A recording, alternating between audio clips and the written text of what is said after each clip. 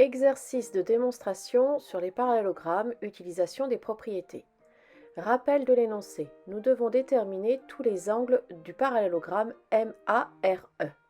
Sur ma figure, je constate que les points IAM sont alignés. Par conséquent, l'angle IAM sera un angle plat, fera 180 degrés, ce qui va me permettre de calculer mon angle MAR par un simple calcul.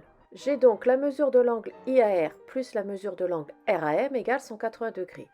Comme la mesure de l'angle IAR est connue et fait 140 degrés, je vais pouvoir calculer RAM. Mon angle RAM va mesurer 40 degrés. Ne faites pas de calcul sans mettre le nom des angles utilisés. Il faut que l'on s'y retrouve dans vos calculs. Il y a tellement d'angles différents sur votre figure. Vous devez utiliser le nom des angles.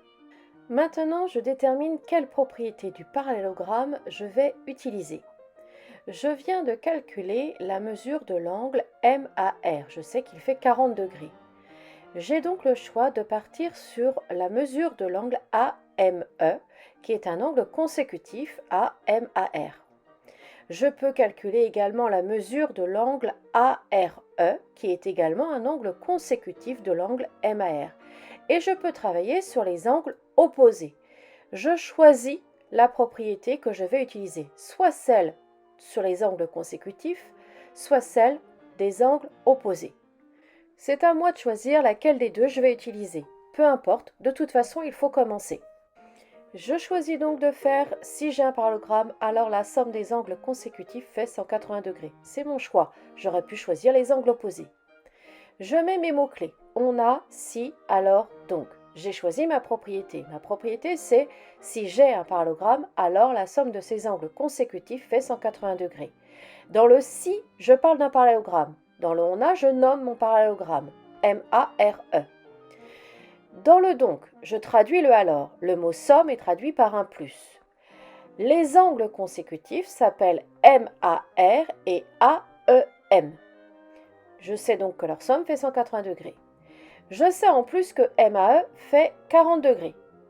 Par conséquent, l'angle AEM va faire 140 degrés. Je connais désormais la mesure de deux angles consécutifs. Je connais la mesure de MAR et la mesure de AME. Il me reste à trouver la mesure de deux angles dans mon parallélogramme et ces deux angles sont des angles opposés à ceux dont je connais la mesure.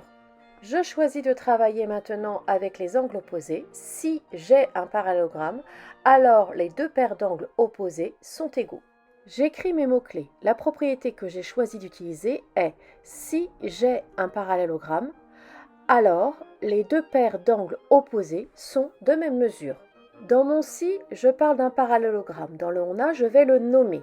AMER est le parallélogramme dans lequel je travaille. Je connais en plus la mesure de l'angle RAM et la mesure de l'angle ARE. L'angle opposé à l'angle RAM est l'angle MER, qui fera également 40 degrés. L'angle opposé à l'angle ARE est l'angle AME, qui fera également 140 degrés. Il y a de nombreuses façons différentes de faire cet exercice. N'hésitez pas à montrer votre travail à votre professeur pour lui demander conseil. Pensez à lui donner l'énoncé s'il ne l'a pas avec lui. Par exemple, vous pouvez utiliser les angles alternaternes. Je remarque que l'angle IAR est un angle alternaterne à l'angle ARE. Attention, si je choisis de travailler avec les angles alternaternes, je dois commencer par démontrer que les droites AM et RE sont parallèles. En effet, l'exercice me donne l'information d'un parallélogramme, pas de droite parallèle. À moi d'utiliser la propriété du parallélogramme. Si j'ai un parallélogramme, alors ses côtés opposés sont parallèles. Bien entendu, je n'oublie pas de faire une démonstration pour démontrer mes parallèles. Avec mes mots-clés, on a, si, alors, donc.